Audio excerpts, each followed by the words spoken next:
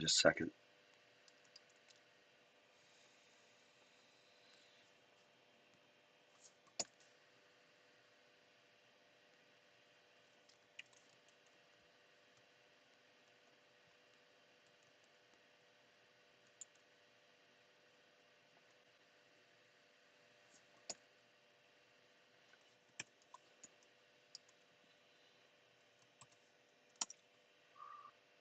All right, there we go. There's the link for anybody that's checking that needs to hit it on YouTube. Um, all right, so yeah, welcome to Tuesday. Let's see, what's the countdown? Wait, you guys, it's 6 weeks, including this week.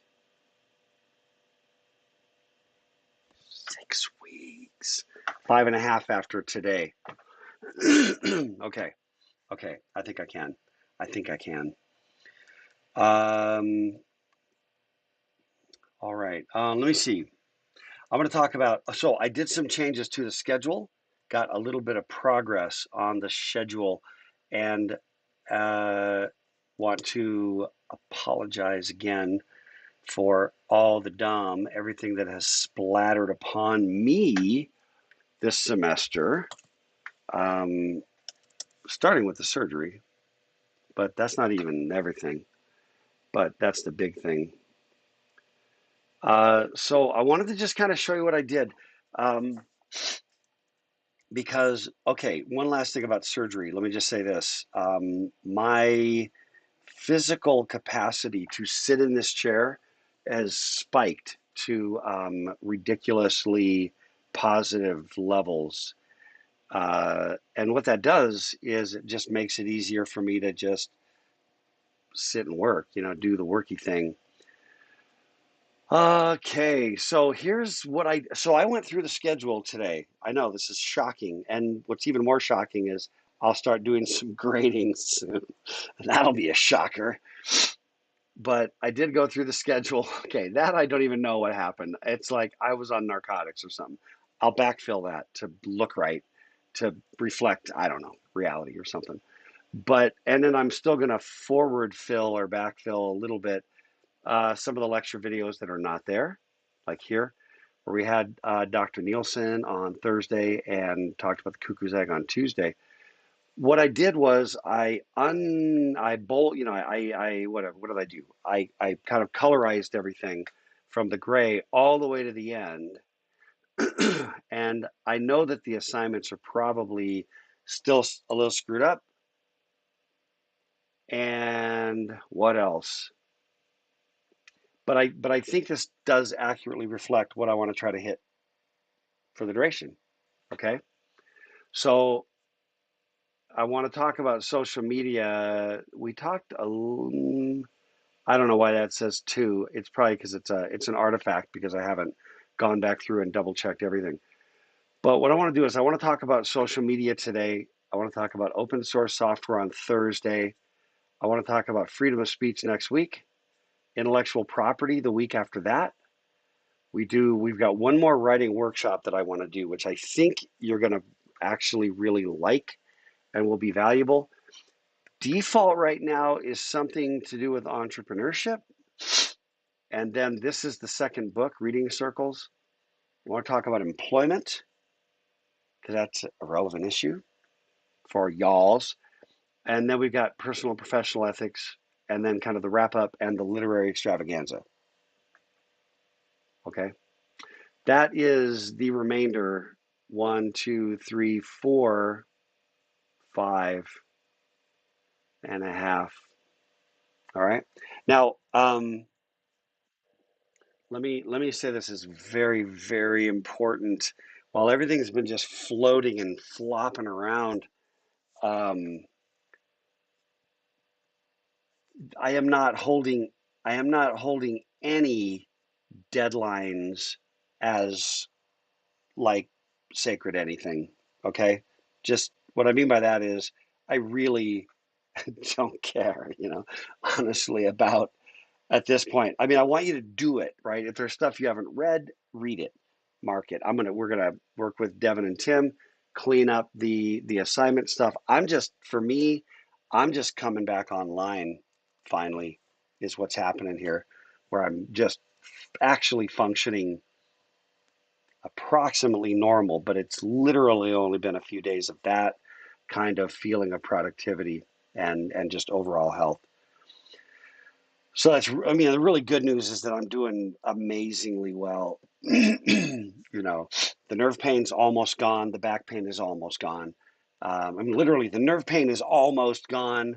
You know, it's amazing, amazing. So, uh, so the good news is I'm coming along. The bad news is, uh, it's been a bit of carnage along the way.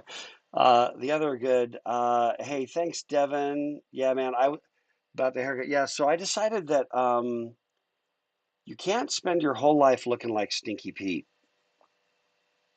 You know what I'm saying?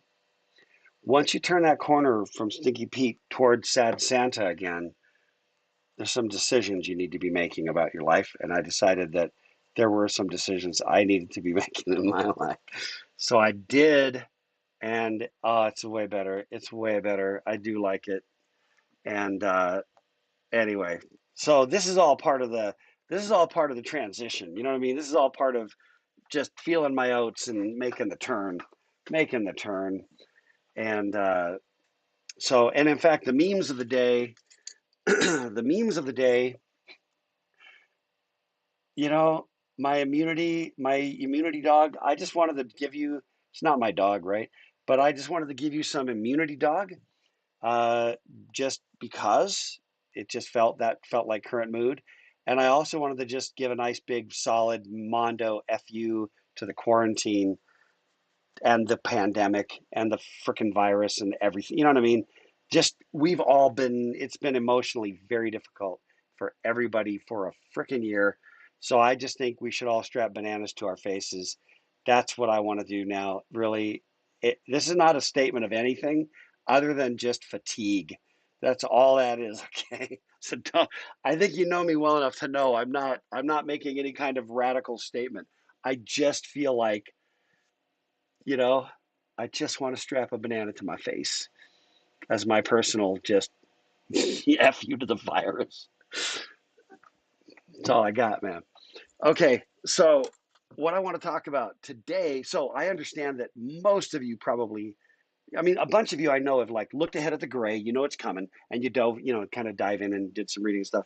Today we don't really have that, but we have talked a bit that this first article by Foreman is I think just interesting from kind of a blending of social media, entrepreneurship, business, a certain perspective on social media.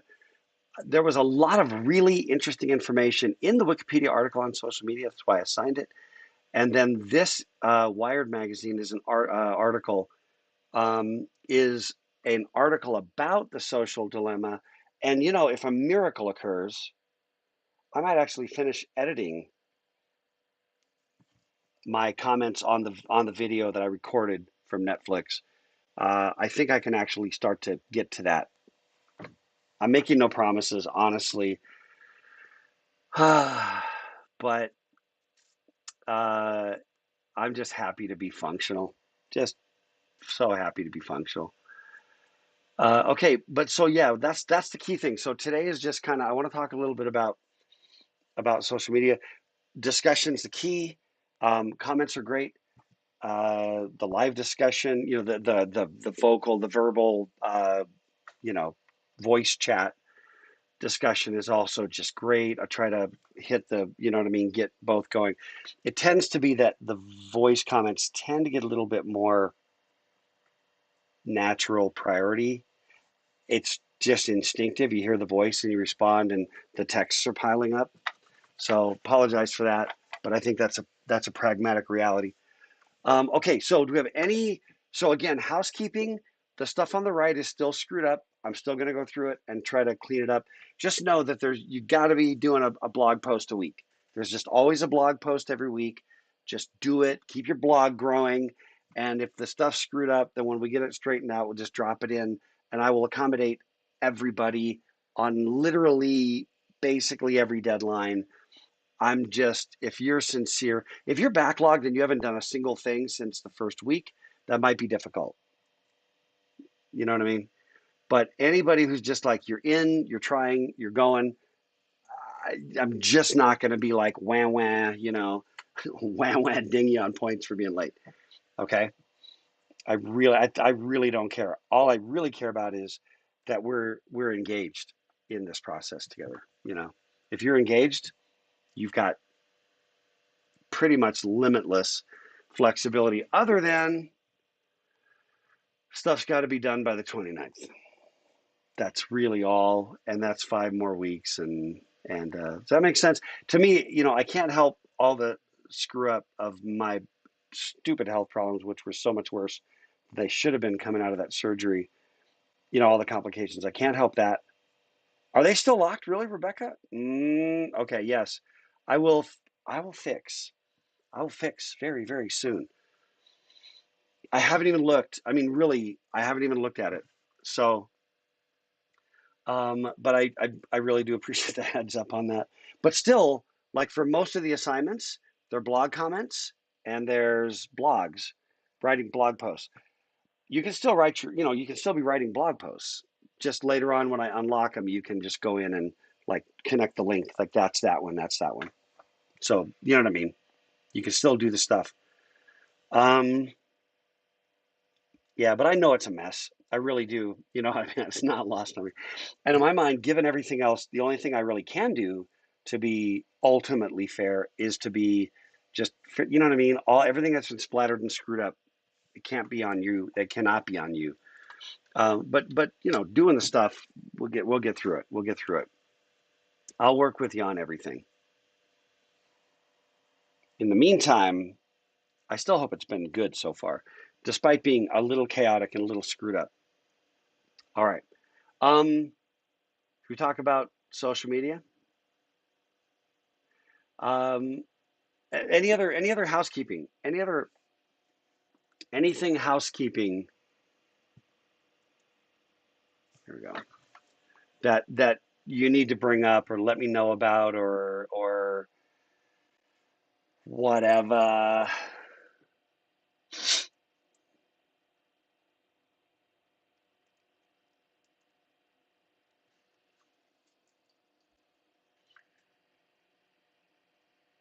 Jenny, access denied. I'm so sorry.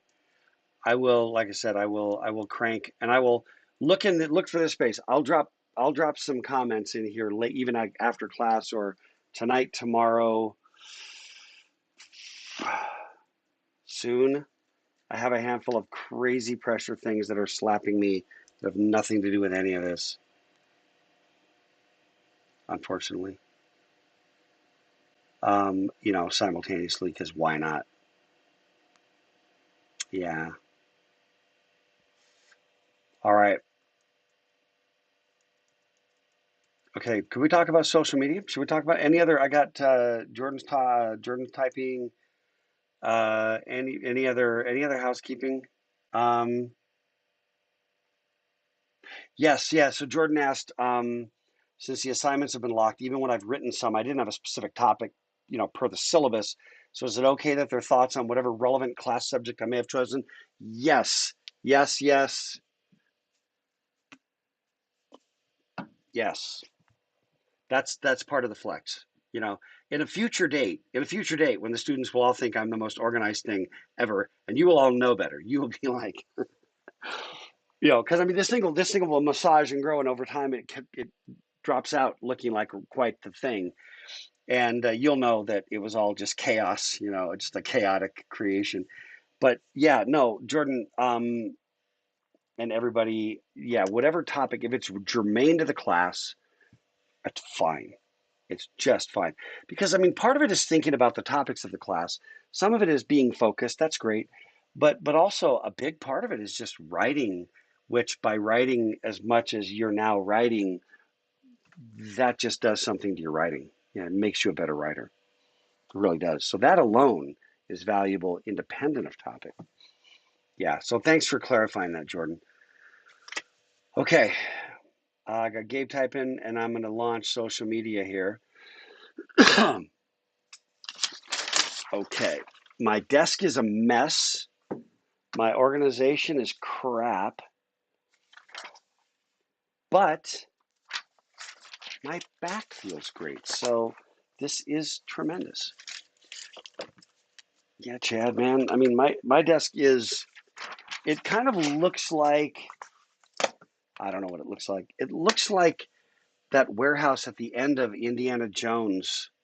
Um, it's just not good. It's not that bad. But, and I've got to just, you know what I mean? The desktop of your head clogs up. Mine does when the desk gets cluttered. Okay. Social media. Let's talk. So what I want to do for starters, um, your generation, what are you? What are you guys? Are you Gen Z? What are you mostly? I forget. I am I am the last 3 weeks of boomer. That's what I am. So feel free at any moment, by the way, from now until we're done, to simply say, "Okay, boomer." Uh, thank you, John. Uh, yeah, whatever, right? Um, yeah, it's kind of, you guys are kind of like millennial Gen Z neck of the woods. There's an interesting phenomenon, and I want to talk about it. I want to talk about it just a little bit, okay? It starts with a statement made by Douglas Adams, not to be confused with Scott Adams, who was the creator of Dilbert, but was the creator of Dilbert. Um, Douglas Adams wrote The Hitchhiker's Guide to the Galaxy.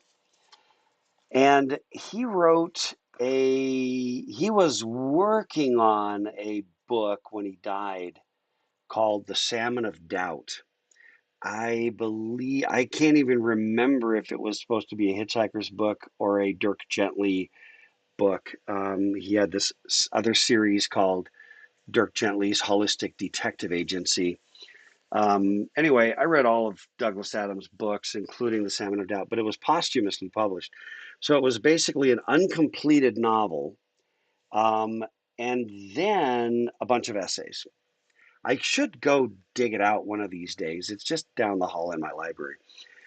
But there was something that Douglas Adams said there that was really significant to me, and I wanted to share it because it has to do with generational shift as it relates to technology, and I think it's incredibly insightful.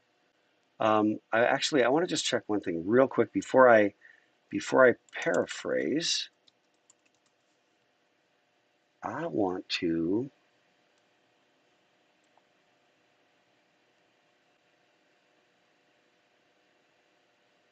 Okay, I thought I might have that quote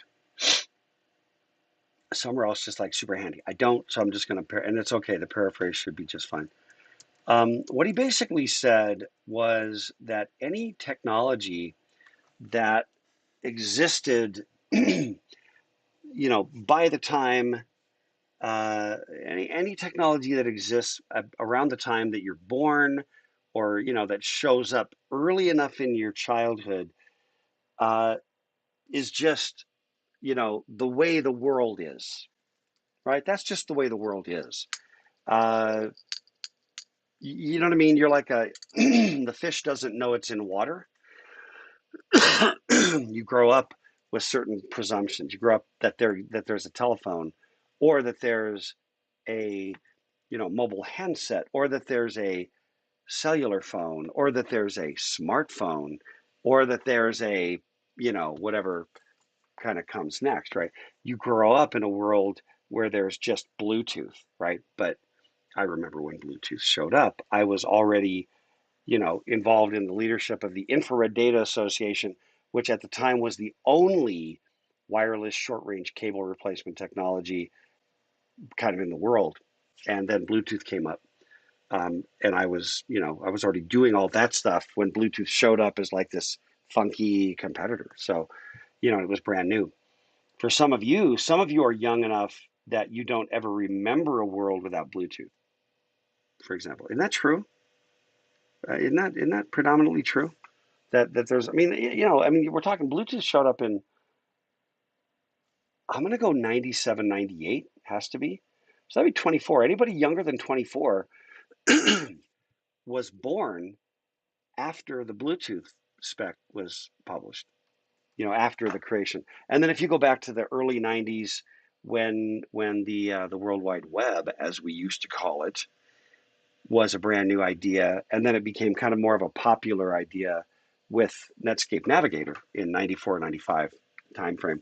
Right? I was in my mid 30s and was in my PhD program when the web sort of showed up and became a thing. So I was already in that old thing. Okay, so step number one, um, let me see. Has anyone never seen a floppy disk? That's a great question, Christian. If anybody wants to, or maybe there's another way to do it, which is how many of you have ever seen a floppy disk? How about this one? How many of you have seen a 5 1/4 inch floppy disk? How about 8 inch floppy disk? How many of you ever saved a program on paper tape? How many ever wrote programs on cuneiform tablets baked in the earth for 1,000 years? Sorry, I meant to say. No, I lied about the cuneiform tablets, but I didn't lie about anything else. Um, Floppy disks. Let me see. Um, all right, Alex, 92. Chad thought it was super futuristic when your dad got a Bluetooth connected to your phone. Yeah. Camille, it absolutely did take a few years for Bluetooth to catch on. Gabe remembers it becoming popular. Yeah. Oh, man. Thank you, Devin, for another OK Boomer. Yeah, we all know that's fake, John. Mm. No, I saw something. Yeah, missed and riven on floppy. Yeah. Uh, there was, man, I wonder if I still have it. Let me see if I've got it. Okay, this might be worth it. As always, we're playing fast and loose. Fast. I can't say loose, but we're playing fast with it. Uh, anyway, there was something I came across, and if I can find it, it's worth it. But I don't know if I can. Um, yeah, I don't know if I've got it. The problem is I tend to save memes um, both on my phone and on my laptop, and so it just kind of depends entirely. Um, but actually, okay, for you, boom, for you, whatever you are, let me drop this one on you over here. Okay, just let me just drop that on you, so you can okay boomer me all you want, but that's not too bad. And let me see if I've got the other one. That's just to hold you at bay for just a minute while I go looking for. Um, Here we go. Here we go. Yeah. Okay. Hang tight. Hang tight. I can do this. I'm gonna. It's. We have the technology. Well, ish.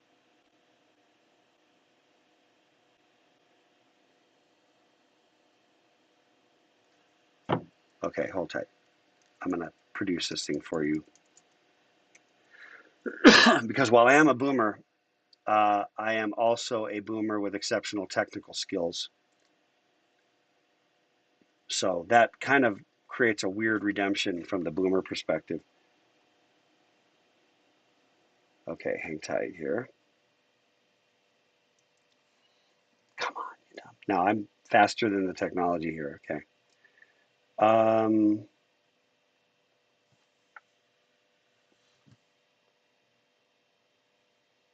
it is actually going to be worth it. Okay, let me blow this up though so you can read it. I came across this just the other day, right? The symbol for save is still a floppy disk. The funny thing about that is that the symbol for save is actually a rigid floppy disk, which is a 3.5-inch floppy disk. The original, which is actually fairly rigid, and the original floppy disk was literally completely flexible. You could do this kind of thing with it. Okay, so there's that. Oh, and you know what else, by the way, I wanted to, I'm just going to drop this link in. Um, it was just another thing. I hope that's going to work. It's a Reddit thing, but it was an interview with David Bowie from 1999, where he just, and granted, David Bowie was actually an alien from another planet. So his prescience on such matters is a little bit intimidating and dominating. Um, Doom, yeah, man, Alex, Doom. I was the master of Doom. The original Diablo to me, I don't know, it was not as nothing was as good after Doom, basically. Okay, Boomer, yeah, go ahead. All right. So no, here's what I wanted to say about Douglas Adams. You think I forgot? No, no, I did not forget. Um,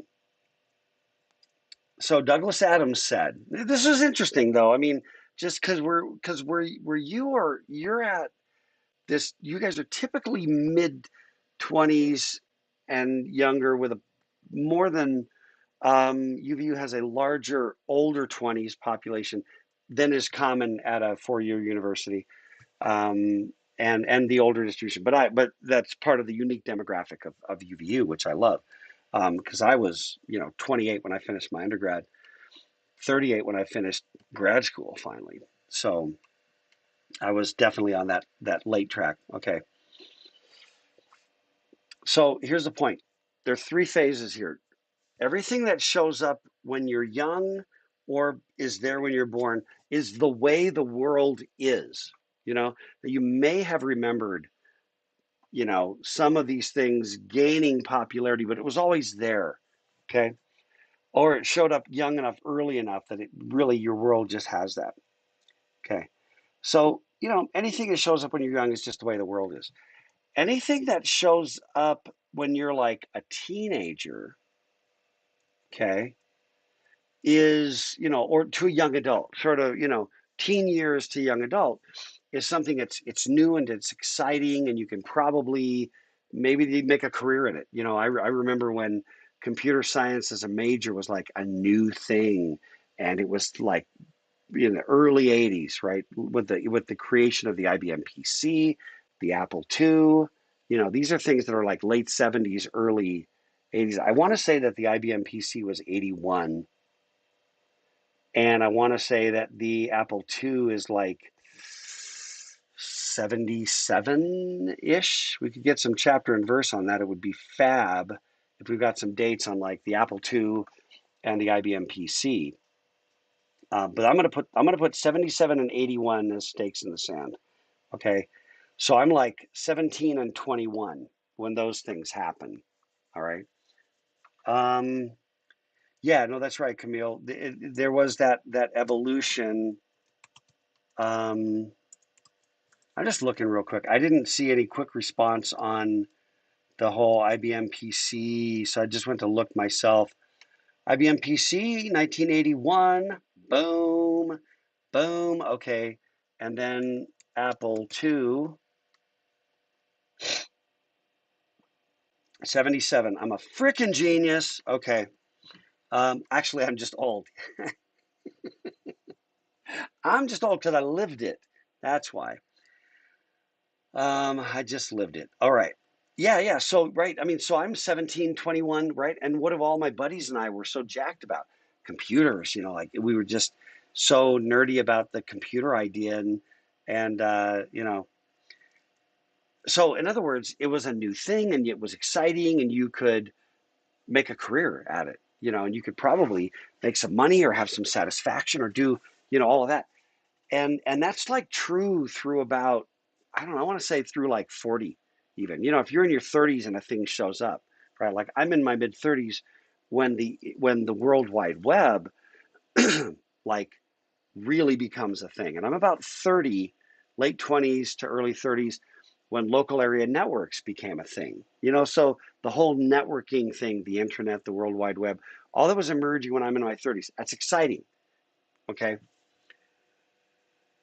And then Douglas Adams continues, anything that shows up after you're like 40 is contrary to the laws of nature and probably, counter to the will of God.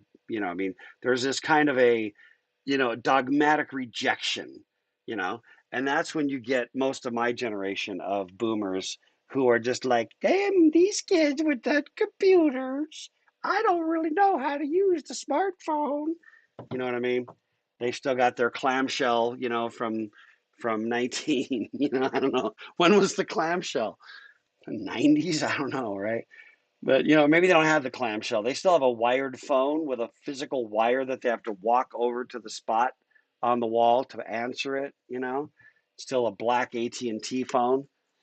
They used to joke that you could have AT&T phones in any color as long as it was black. That was a joke, but it was a joke because it was real. Um, right? Okay, what do you make of that? Now, here's the cool thing about that. First of all, Douglas Adams was a guy with a real tremendous insight um, into so many of those kinds of things. A little bit like David Bowie in some respects. I view Douglas Adams as being quite a visionary on a lot of fronts. Um, what it means is that now I'm going to try to bring this back to social media, believe it or not. But what do you make of that? I mean, what does that spark any ideas, any discussion, ideas, thoughts? Because one thing I just want to say, and then again, kind of, hopefully you've got some things to say. Um, you understand that this window, this sliding window, it is a sliding window. It is always true. Okay, stuff happening right now to your generation, where you're in your 20s, like cryptocurrency, Bitcoin, and the world of crypto. Right? There was a time when crypto meant cryptography. Okay. That's not what it means anymore. In your generation, crypto means Bitcoin or Dogecoin or what? Ethereum. It's all of the cryptocurrencies that are part of a new reality that nobody else understands. My generation, for the most part, and above and older, you know, not even the most remote clue, you know. Okay, NFTs, what does that stand for, Corona? I'm blanking. If I do know it, I'm blanking. If I don't know it, I'm not blanking. I just don't know it.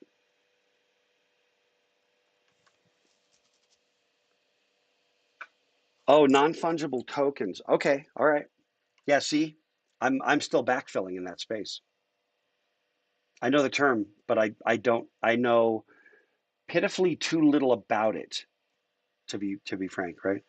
Okay, that's trending. Awesome. Um, what else is popping? Your generation right now, right in this 2020s, the 20s. I think we're aging enough in this new millennium, new century that we can, we didn't know what to call the first decade, the aughts, the digits. I call it the digits. The 2000s doesn't even make sense. The teens, the tens, that's hard to say. The 20s, yeah, yeah, like the roaring 20s from 100 years ago. The 20s actually makes sense.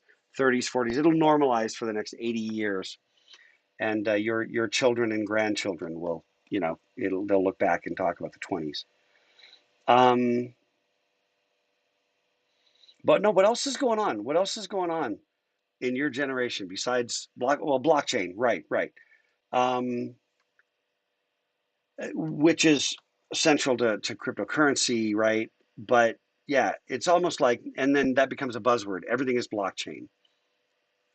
Just like, I don't know, what was the thing 20 years ago, 20 to 25 years ago? E-commerce. E-commerce, right? Nobody says e-commerce anymore. They say commerce.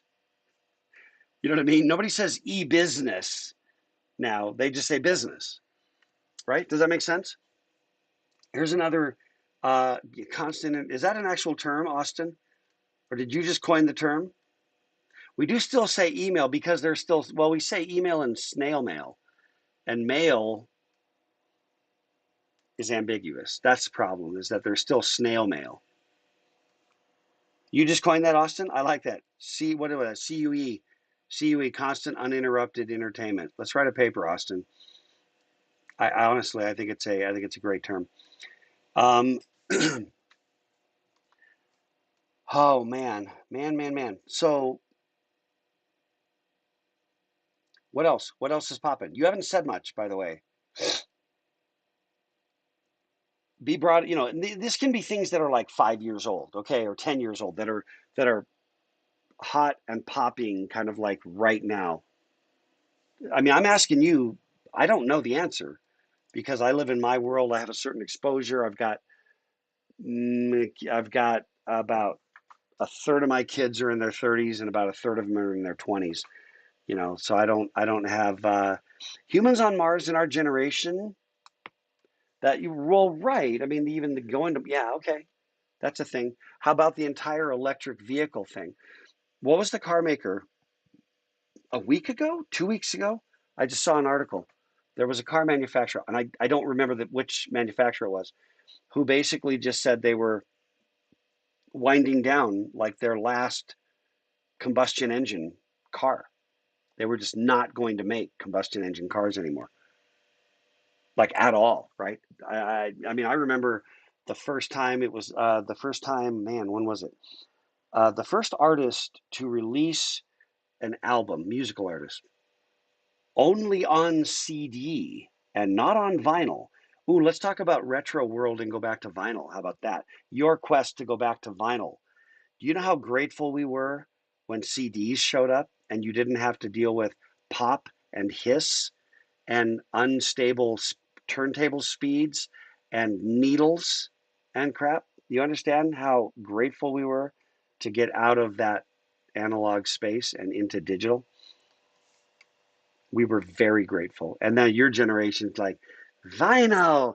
The big thing about vinyl is, yeah, the sound's actually, it's analog. There's some certain level of more accuracy, but the cover art is better because the surface is bigger.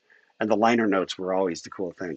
I'll grant you that. But your generation's going back, which is something I want to get to. That's really where I kind of want to go. Um, what else though? What else? Yeah, no, the electric car, the whole thing, electric cars, self-driving cars. We are gaining cultural acceptance of the concept of self-driving cars. Decentralized finance, digital currency, right, right. That all kind of is still tying back to the crypto and the blockchain and some of these kinds of things. What else? What else? And I want to try to bring this around. I want to I want to tie it back to social media before we're done. But I just want you to be thinking about what's happening, what the crap is happening. I want to say one other thing. Neural networks. You know what's funny? I had a course on neural networks um, in 1993. You know what I mean? I wrote my own back propagation network to do handwriting recognition, crap like that. But what's interesting is we used to use the term artificial intelligence. It seemed really grandiose. It turned out to be mostly overstated. And then eventually we just kind of said, machine learning. It's not artificial intelligence. Stop with the hyperbole. But the machine does learn. So that's pretty cool, right? But even the notion of machine learning with algorithms that are all about the way the underlying internal structure organically morphs itself based upon a training set, right? And then you can simply lob off the training set, just keep whatever was inside, burn that basically to a chip somewhere, kind of thing, and have the function and literally not actually know like what or why the internal structure works. That's a little funk. That's plenty funk. But for problems that sort of, blend into the analog space, right? With difficult making decisions, that's an interesting thing. Okay, here's the phenomenon. I mentioned Douglas Adams' kind of law, right? About technology that exists when you're little, shows up when you're young to middle aged, or it shows up when you're middle aged to old, right? Here's the interesting thing: the technology that shows up, that 20 to 30s phase, right? When the technology shows up and it's exciting. This is Chuck's law. I don't know what I call it. I guess I call it Chuck's law.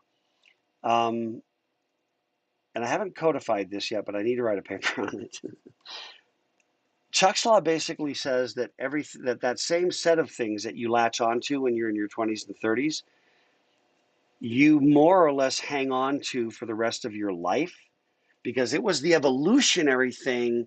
Because everything that's brand new above a certain age, everything that's new to you incurs a certain cost, right? A certain penalty, right? Like if you get to teen years and there's some language you don't speak, then there's a price to pay to speak it, right? To come to be able to speak it fluently. If you're a little kid and you're growing up bilingual, which I hope at least some of you had that opportunity, right? To grow up in a home where you're speaking, or maybe there's like a language at home and then there's a language of the culture, or I've known people that, there was a kid I knew, what the crap, Canadians who lived in Canada. His mom was French, dad was Italian, and they grew up just speaking English, French, and Italian just in the home.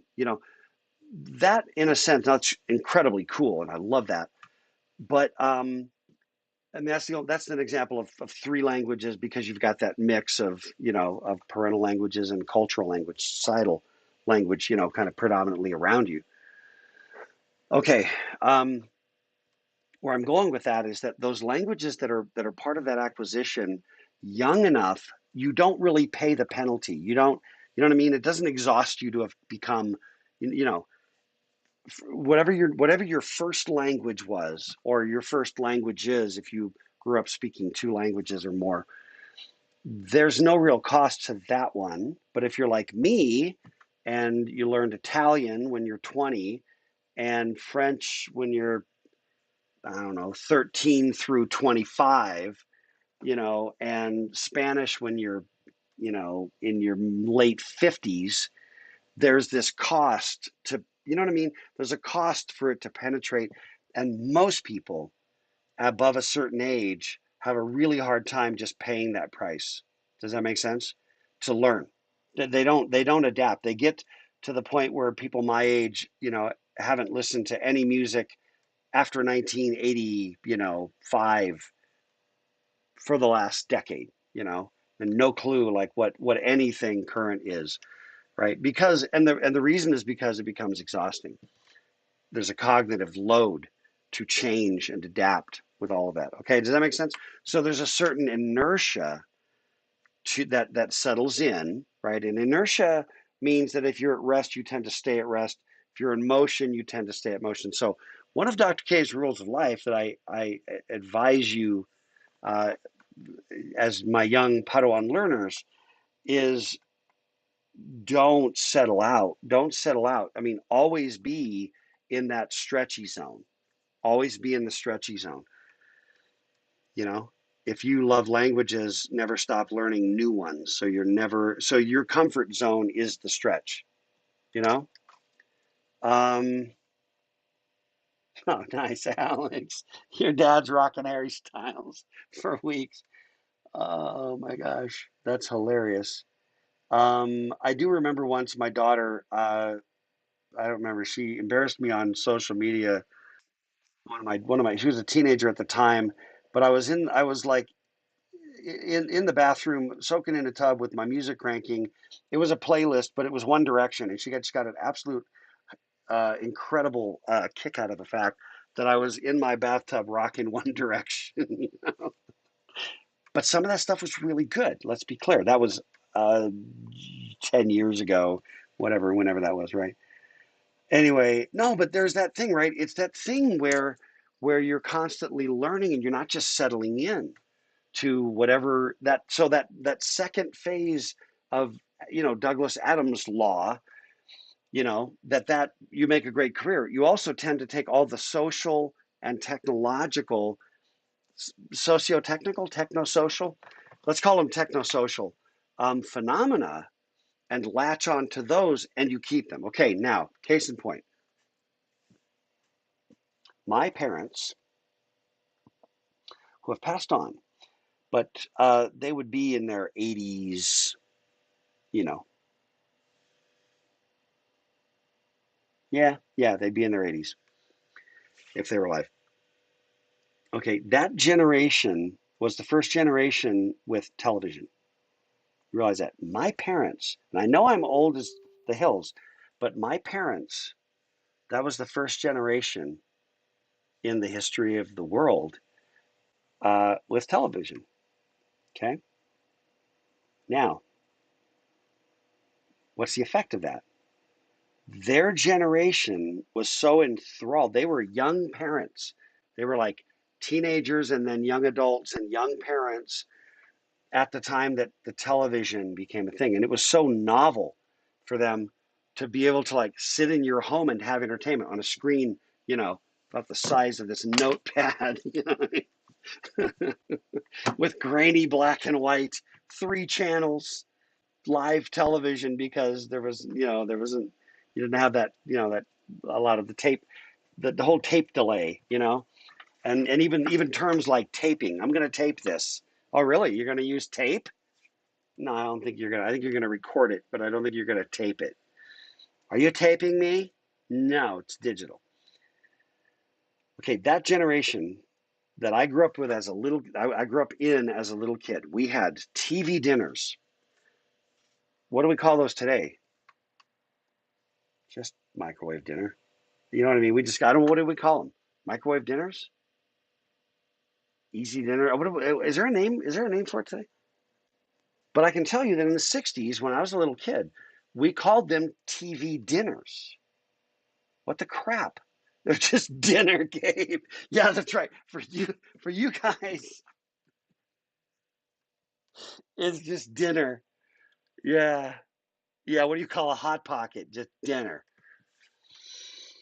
Hot pockets. So, no, we literally called them TV dinners. And we had TV dinner trays.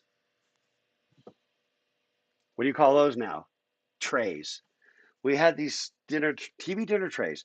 So if the whole family could sit in the living room, mom, dad, and I don't know how many kids, and the 4.5 children of my generation. And you could have they're still right. Okay. So yes, Camille, it is still those microwavable meals with the little sections. Yes, and we had them, but they were also like mostly aluminum.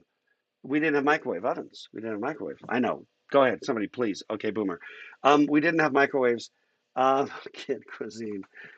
Uh, what am I getting at here? I'm going to bring it back around because we still got to talk about social media. You know how I roll. There's no mystery here.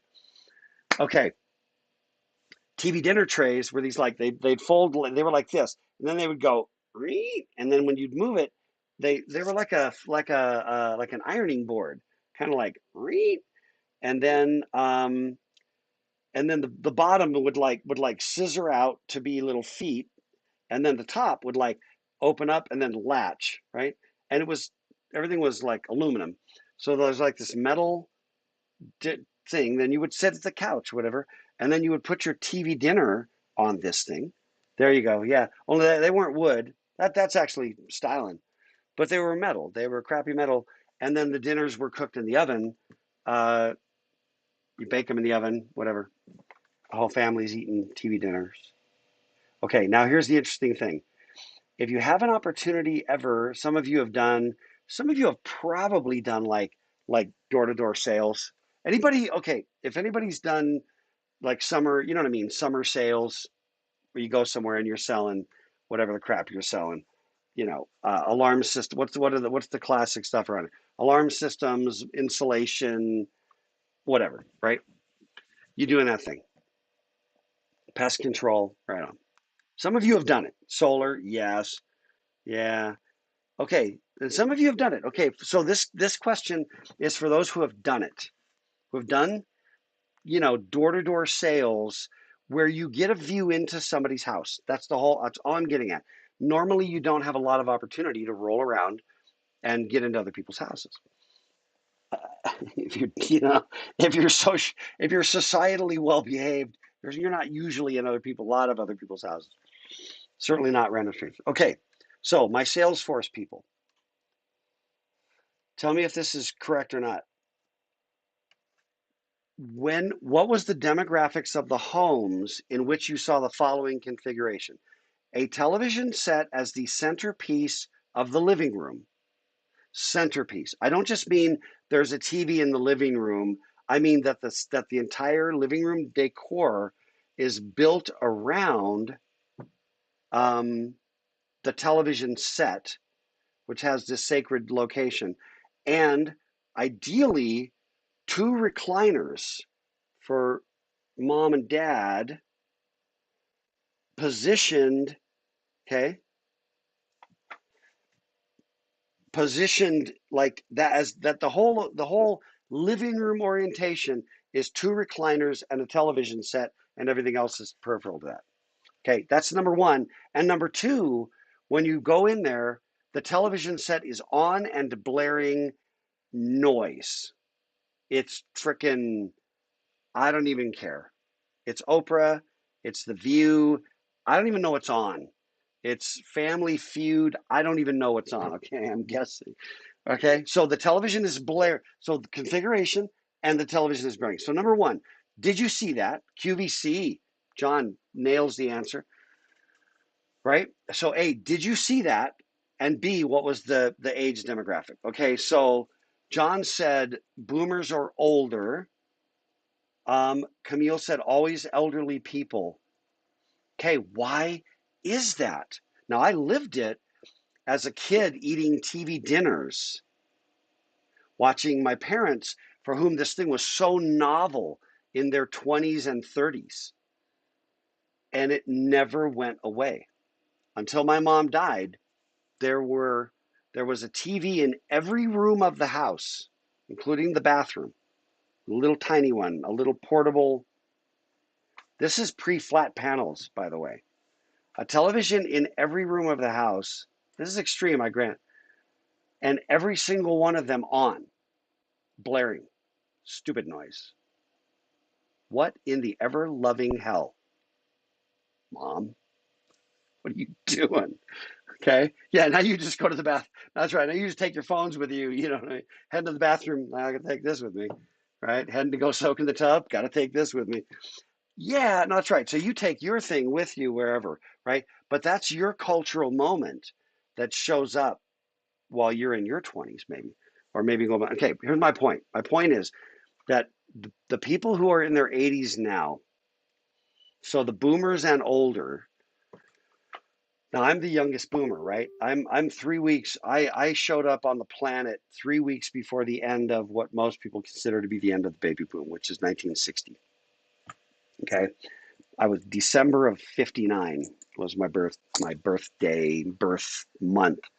Okay, and they usually say that the baby boom was ended on January 1960.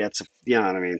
It's pretty arbitrary, but I'm a very young boomer, and then it goes for, a decade or so. I don't know how long the baby boom really was. It started right after the end of World War II. So let's go about 15 years. About 15 years. End of World War II, right? All the soldiers come home. Bam. 9 months later, the neighborhood's popping, literally and figuratively. Okay, what am I getting at? That you freeze in that space. Now, my generation grew up. We were the kids who were kids in the 60s and the 70s, who became young adults in the 80s. Usually young adults, marriage, that kind of stuff was in the 80s. And we were sick of the frickin' television set on all the time. Good gravy, Mom. Can you turn off the television set? And those same people, I think, made decisions in hospital waiting rooms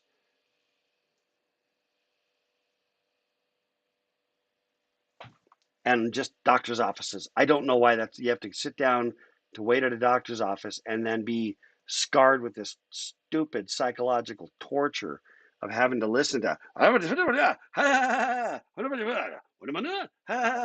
commercial break. And you got to sit there and listen to this crap while you're waiting for your appointment, right? Did you like my impersonation of television sets in doctor's offices?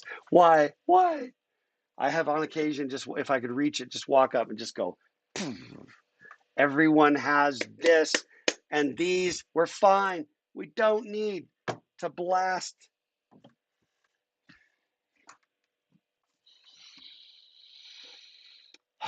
Okay. I'm going to be okay. I'm going to be better.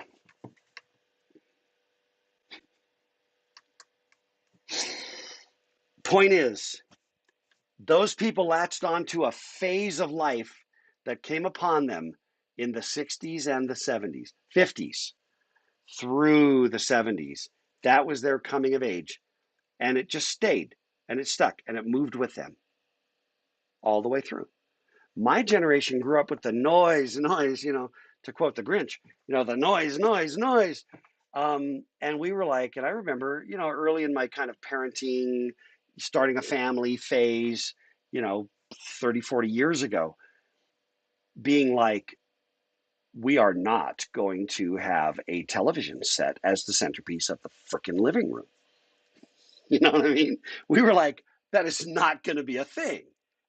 And it's like the living, so maybe there was a TV space where we could get together to watch something, watch a movie. So there might be a TV room where we could watch a movie, watch a sporting event, whatever the event was. But it wasn't the centerpiece of the life of the family like it was for my parents' generation. Now my children, which you're almost all the ages of my children, which range from early 20s to early to mid 30s. Okay. Like 30, my kids go like 20, I don't know what, 2, 3 to like 35. You're pretty much in that range. Some of you are younger than that, but mostly you're in that range. Okay. So my question to you is, what is your thing? Now, understand this. When did Facebook start? When was Facebook? Talk to me. I'm looking it up. I don't remember the actual year. I want to say I'm going to go 2000. Oh, great. That's not what I was looking for. Hang on a second. Facebook, 2004. Okay. Now I'm 34 now. So I'm 34 when Facebook launches. Okay. There was MySpace before that, but MySpace was a skanky teenage space. It was skanky. Seriously, my opinion. Facebook was a lot more just civil and civilized. What else showed up? Twitter. When did Twitter show up? I'm going to think '05. When was Twitter? '06. Okay. So Twitter, it's only 2 years after Facebook. What other really dominant social, did you see the seamless transition? How I just blended back around to social media like a boss? Aaron, you still have a mice. Okay, Aaron, okay, MySpace really was skanky back in the day, right? I don't know what it is today. I don't know what it is. Um,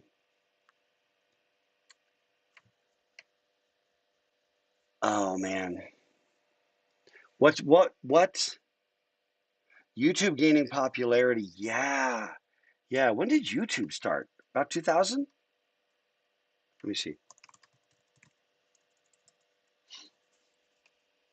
YouTube, '05. '05.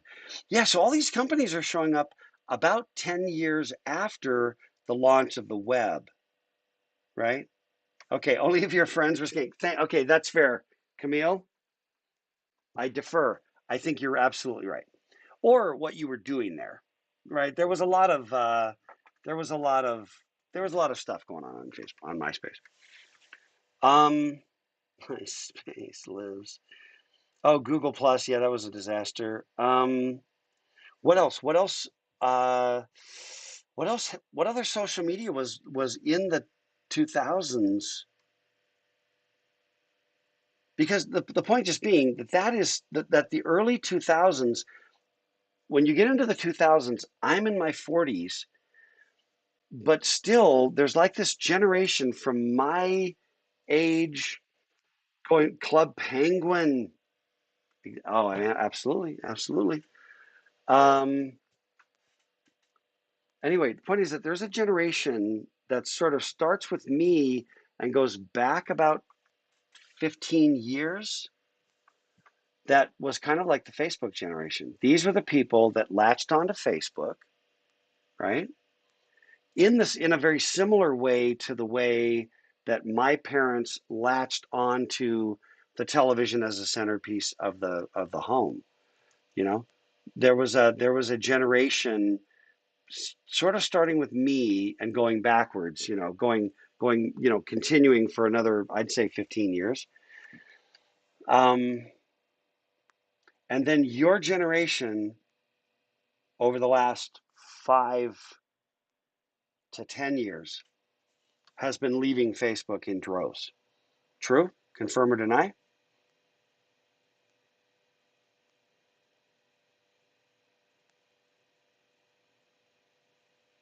Oh man, John, right on, man. Yeah. Just people on social media parroting the media talking points of their respective tribes, by the way, right? I mean, again, being very clear, being clearly non-denominational in our criticism, uh, parroting the talking points of their own tribe. Yes, yes. Aaron, leaving Facebook for Instagram, which is owned by Facebook. Twitter said, Twitter beluga. When was Twitter? I looked it up here just a second ago. What was it? Twitter, oh 06. Oh 06. Yeah, and so I'm in an interesting, so which one, Camille? What's the angry people? Facebook or everything? Because honestly, everything. Oh yeah, no, it's getting crazy. My new thing is actually just to you can just pause somebody right on Facebook for like 30 days. Like I don't want to see if I'm not quite ready to like block them or unfriend them. My new thing is just like if you post something so boneheaded that I lose brain cells just by reading it, then I'm just going to pause you for 30 days and just keep you on perpetual pause. And what are you going to? Instagram? And why? And help me. Why Instagram? I have been on Instagram. I have tried. Now, maybe I'm finally just getting old enough that I can no longer adapt. But I've been. It is more visually focused, right? And it is true, Gabe, that that the posts on Facebook that have tended to garner the most, like likes and shares and promotion have tended to be visual. In fact, to the point where notice this thing right here. The year is 2246. Blah blah blah. It's just text, but it's made visual like a little. It's now a meme. We've reached the point where simply um, taking words but putting them in a box and that becomes a meme by itself, like I just demonstrated right here. Oh, John, yeah, deleted. No, that's actually that's a thing. That's a thing. So I'm now at a point where there was a phase where I wasn't quite sure. Um, the evolution of memes. Oh my gosh, yeah, that's another entire topic. Holy crap. Um, in fact, I have. Can I find it? I don't know. Let me see something. Okay, here's one. This is an example.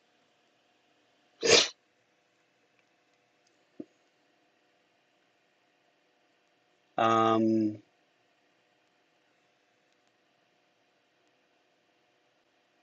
okay, this one actually hits home. This is basically me. This is me in 10 years. Okay, right there. That one weirdly makes me happy. Okay. What else? What else? Oh dear. Um, oh, here's another one.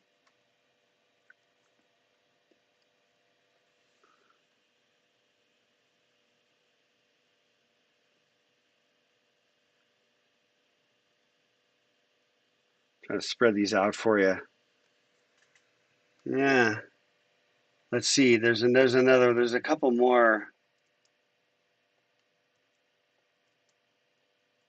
Oh, here we go. Showing some of my favorite. These are like meta level memes. Um,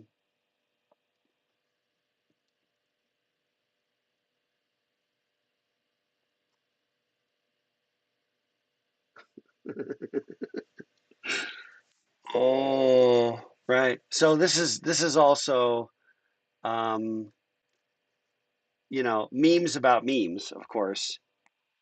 Okay, what about this one?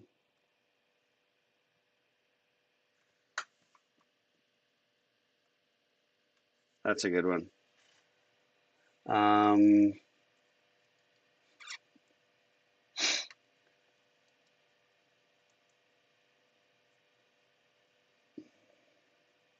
I hope I've made somebody happy with at least some of what went up there.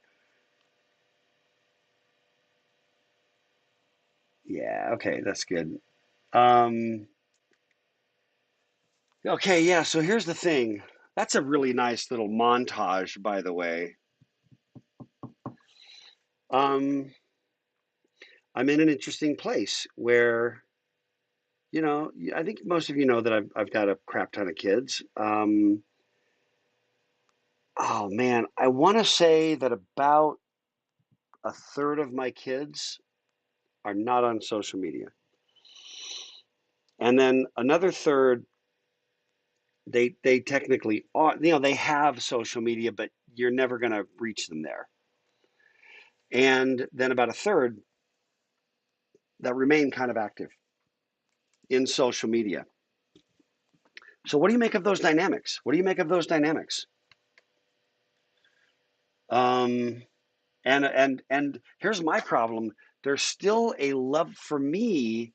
There's still a level of connection, just like this goes actually back to a law that was referred to as Metcalfe's law, named after Bob Metcalfe, the inventor of Ethernet, who said that the value of a network grows with the square of the number of nodes. Now that's a weird notion, you know, considering when he said that. But when viewed in the context of social media, and you think about it in terms of personal networking, right? Social networking, right? There's a critical mass, right? Like who bought the first telephone? Who did you talk to? With who did you call? If you bought the first, there's a bootstrap problem, and at a certain critical mass, it's worth joining. And at a certain signal to noise ratio, where the signal to noise ratio is dropping, which in my view, and I don't spend any time on Instagram, but in my, which maybe I should, maybe that's my transition. I don't know. Um, I spend no time on Twitter anymore, basically. There was a time when Twitter was like this incredibly enriching, followed these great people. They would post really great and interesting articles and stuff I would read, and it was enriching. I loved it. And then, it just turned into a cesspool of mostly a cesspool of hate and stupidity. Equal opportunity, again, let's be clear, non-denominational accusation on my part about Twitter. Okay, Twitter, do your thing. Let's make this person famous. Why don't you just go away? that whole ethic, you know what I mean? The mobocracy just eventually just over drove me out of Twitter, basically. And I'm really almost reaching the point, really, with Facebook, you know, other than the fact that there's still, I don't know. I can't quite bring myself yet to leave Facebook. I don't know if it's because I need to go get a life, but also, do you understand that your generation, you're doing a lot of retro flip, right? Like going back to vinyl records, which we hated because of, again, turntables and needles and and the little pops and clicks, and the artifact noise on vinyl was notorious. We hated it. And you're like, it's nostalgic. I'm not sure. But I also lived in a world where, I had, friends from the 70s, early 80s that I'd tried for 20 years to track down a friend. And then when Facebook became popular and we both were on, one day, one or the other of us, you know, finds the other one and renews a 20 or 30-year-old friendship that is such a blessing now that that's in my life that would not have happened back in the day, when it was all like calling directory assistants, but all is that they're in California, you know, and directory assistance is by city or whatever. You know what I'm trying to say? In other words, every social media offers, and I'm just going to go some, and what your mileage may vary, but I'm going to assert that every social media offers some value and some emotional, personal, spiritual, psychic cost. And then the question is, and I left Twitter when the value became that and the cost was that. I still have the account. And every so often it's useful. And do I want to go back to a world where I have no way to keep track of friends that I really value? Because they're going to move. That was back in the day. I kept a Rolodex. Literally, it was a flip, flip, flip with little cards. And you'd have a number for somebody, and they would move, and the number was stuck to whatever, and you couldn't track them down. You'd lose track, or they change their phone or whatever, and then you can't track them down anymore. Is that okay? Is that isolating in its own way? I don't know. What do you think? We're running out of time. Um, yeah, so Chad said I felt happier disconnected, which is weird, but I don't think that's weird. I think that the social dilemma, that documentary kind of speaks to that, right?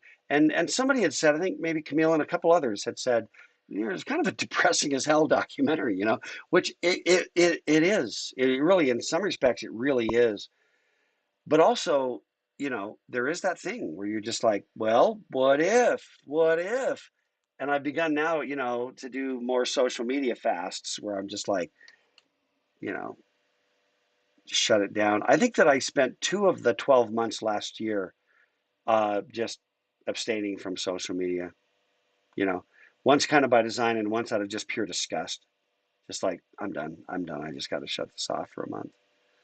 Um, I know some people that I know and some that I don't know but know of, where they will, maybe like even for like religious observance, turn it off. You know what I mean?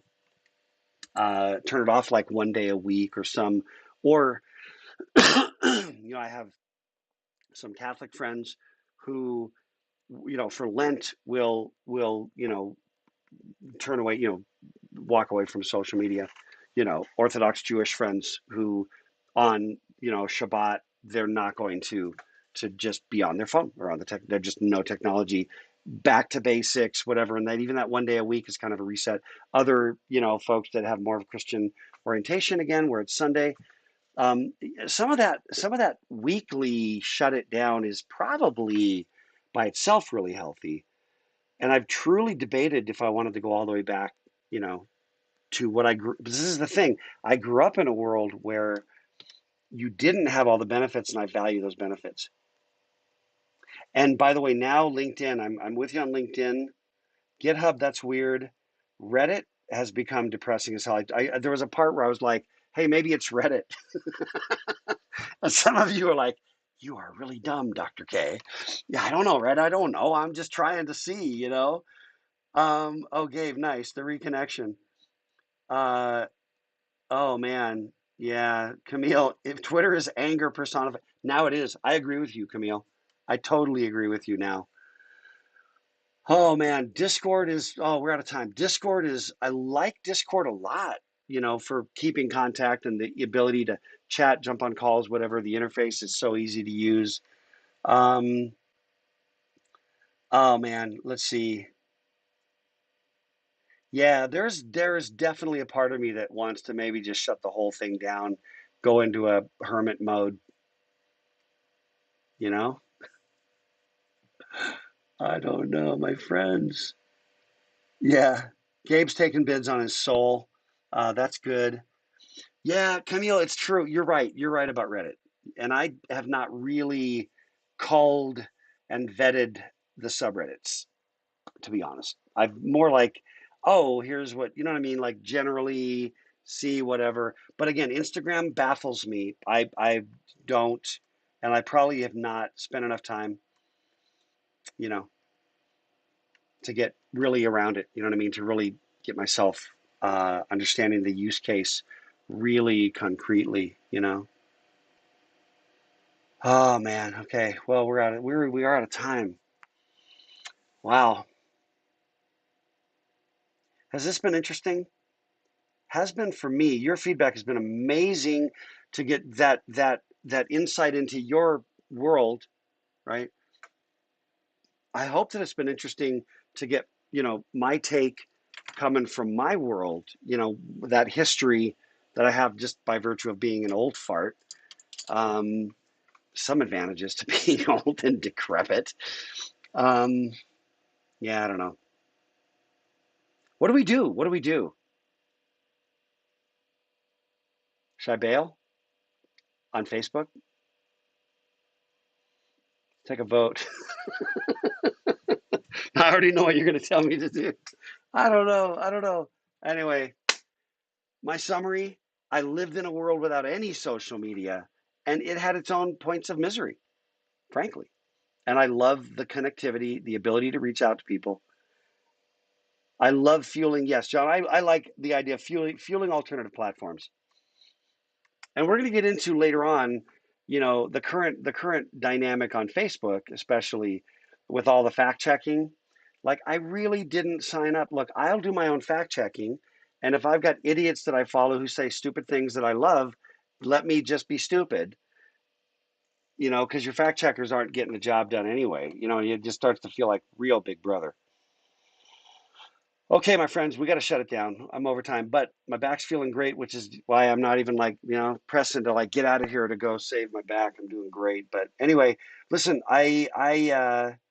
you guys are great. Love the conversations, love you guys and the interactions and the connection. I wish we were in person just because the face-to-face contact is so cool and you really get to know people better that way. But even without that, I feel like this teaching on Discord has been okay, has had its real advantages. So, anyway, thank you all. You're just, I really do. I love you. I think that this is so much fun to get into these conversations. Your contributions are just fantastic. And I derive a lot of value from them every single time I come away kind of lifted, you know what I mean? In some cool way. So thank you. Okay, let's see. Oh man. Okay. I'm gonna shut it down. Take care. Thursday. What are we doing on Thursday again? How soon I forget. Open source. Read the articles. Okay, read the articles. Read especially Eric Raymond. Okay, the Cathedral and the Bazaar, and that's a really interesting conversation. And I think you'll like it. I think you'll like it. All right, I'm out. Ciao.